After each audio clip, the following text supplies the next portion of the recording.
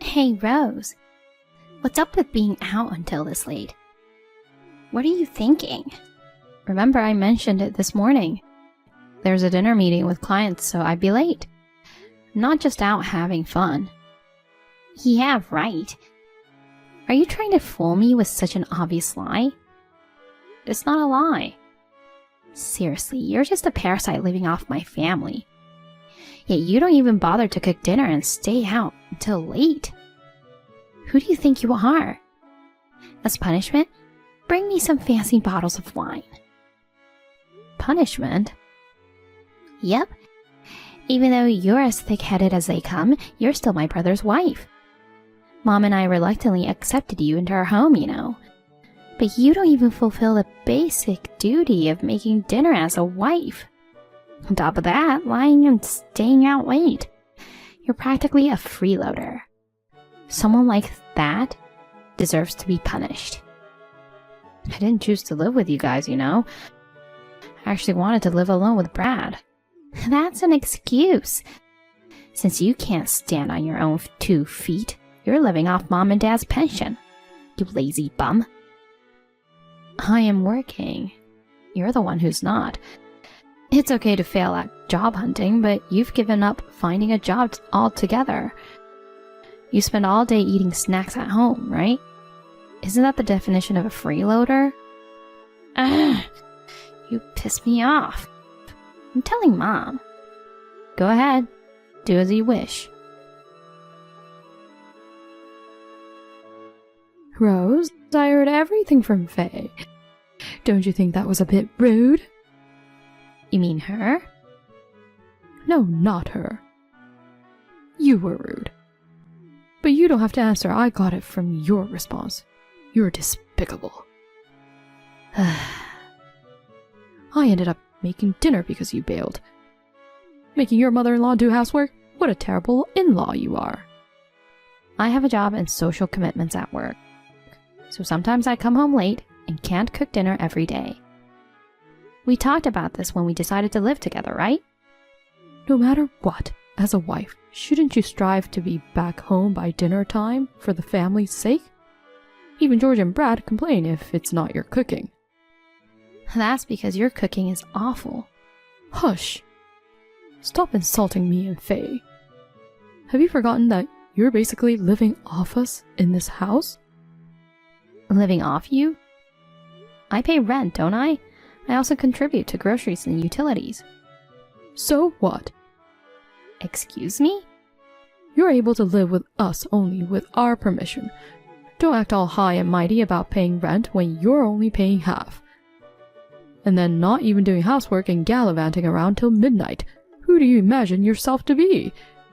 We don't need a freeloader who neglects housework. Say that to Faye then. Isn't she the real freeloader? She doesn't pay rent or anything and relies entirely on you and George. She's different. How? She's my daughter. On the other hand, you married my son, so we've been accommodating you as part of the family. Essentially, you're a stranger with no blood relation to us. We welcomed you into our family and let you live with us. You should be grateful and show some respect. I can't believe you don't understand such common sense. I shouldn't have allowed Brad to marry a low-income high school grad like you. Is that low-income high school grad a comment also from Faye? It seems mother and daughter share the same vocabulary when they insult people. Ugh. Wow, that reaction is the same. Ugh, what a mistake. Letting someone who's not blood-related live in our house and then she turns around and returns evil for good. I'll make you regret insulting us.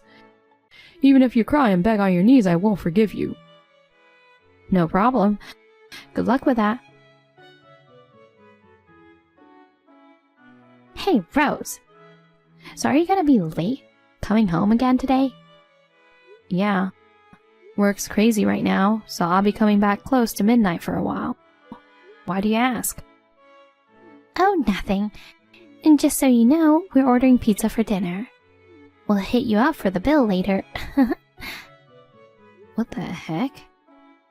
Oh, and don't assume that we're ordering for you too. Go get your own food, okay? Alright then, good luck with work. Faye?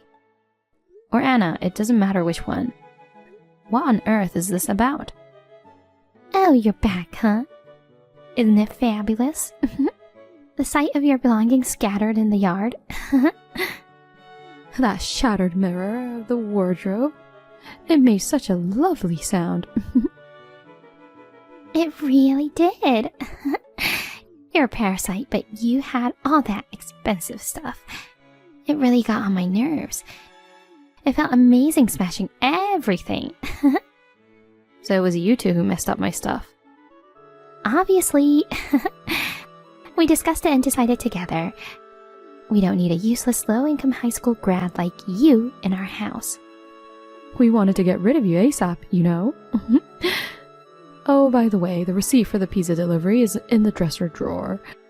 Send a check to us later. We had a belly full of fancy pizza like white truffle oil. I'm not sure if the poor and incompetent low-income person can afford it. I've been wondering for a while now. What basis do you have for calling me a low-income high school grad? Basis? You said it yourself, didn't you? That you started working right after high school and had a low income. I heard it too. Didn't you say that when we met the first time? Since then I've thought, what a dim-witted and useless girl. A poor soul earning a measly 25K a year. Stay away, you poverty deity. Huh? 25K is my monthly income. What? When I met you guys, I did mention I started working as a high school grad. But neither of you heard the rest of my story, did you? What are you talking about? Firstly, I have a bachelor's degree. Really? I attended college as a part-time student while working to earn my degree. At my first job, my income was lower compared to others, but after getting my degree, I changed jobs. I've been fortunate and now I'm a vice president. As I mentioned earlier, I'm entrusted to do a job that earns me a monthly salary of 25K. 25,000 a month? You're well off. Oh no, maybe we shouldn't have kicked her out. Mom, don't believe a word she says. This is obviously a lie. This is just the pathetic barking of a loser, left without a place to go after being kicked out of our home. Who's the one without a place to go? What do you mean? Haven't you realized who actually got abandoned here? What are you talking about? Were you so focused on wrecking my things that you didn't notice anything? Are George and Brad at home? What? Wait. Their shoes are gone. Check their room. Their stuff's gone too. No car either. What's going on? They've left you both. What do you mean? No way. Why should we be left behind? You're the one who should disappear from this house. You acting all high and mighty for someone who's not even related by blood. That's right. You were able to live here thanks to us. I never wanted to move in with you guys. But George and Brad pleaded with me.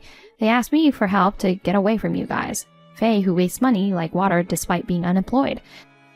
And Anna, who spoils her and doesn't even take care of the house. Financially and domestically, things were a mess. They asked for help to escape that situation while living together. What? On the day they decided to execute that plan, you two wreak havoc. Quite the coincidence, I must say. This can't be. Dad and Brad left us? That's a lie. I'm dead serious. I can't reach Brad on the phone. George is not answering either. Don't worry, Faye. It's late, so they're probably sleeping. Yeah, you're right. They'll come back tomorrow for sure. They're wide awake and are next to me right now. We're having a celebration party for cutting ties with you idiots. We opened amazing wine. They're with you? Tell us the location. Absolutely not. We're done with you guys. Obviously, we won't be paying rent or any living expenses. George will contact you soon through a lawyer for divorce proceedings. Neither I nor Brad will ever have anything to do with you guys. It's just you two living together from now on. That's impossible. Neither of us is working, you know. Mom has a small pension, but that's about it. It's impossible to live on that. Why don't you find a job then? Impossible. I'm not cut out for work. Then I guess Anna has to work. I can't. I'm 66 this year, you know. There are plenty of people who work at that age. It's impossible. I've never worked before. I got married right after graduating from school. Oh, so that's why you defended the jobless face so much. You've never worked either. What's wrong with that? I've been a dedicated homemaker. But you're terrible at cooking and chores. Since I moved in, you've practically pushed all of that onto me. It's not normal for a daughter-in-law to take care of the family.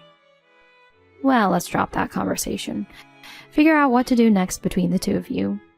I don't need the things I left behind. Feel free to break or sell them. I'll give you the proceeds of a sale. Consider it my final act of kindness. We shouldn't have broken things then. The expensive-looking dresser is in pieces now. You wanted to break it, Faye. What? It's my fault? You were the one who suggested throwing stuff out the window. But it was you who actually threw it. I'm too old to lift heavy things.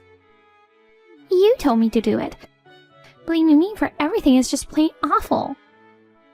I'm not blaming you. But let's face it, this mess is because of you. Because you confidently said Rose was a low-income high school graduate. I believed you. You're at fault too, Mom. Why are you pointing the finger at me? I can't believe it. If you had been working, this wouldn't have happened. If he had been doing the housework properly, this wouldn't have happened. You guys can argue all you want. I'll excuse myself. Apparently, the finger pointing between the mother and daughter continued until the early hours. When the divorce went through, they finally felt the heat, so they decided to start working. They sold off some furniture, used that money as a capital, and found part-time jobs, but their first ever employment was a disaster. They got fired and ended up borrowing money just to cover living expenses. And get this, Faye tried to send her mother to the other side for insurance money by putting bleach in her juice. But of course, she got busted and it turned into a big fight. They even tried robbing a bank together, but got caught immediately and arrested. They're currently reflecting together behind bars.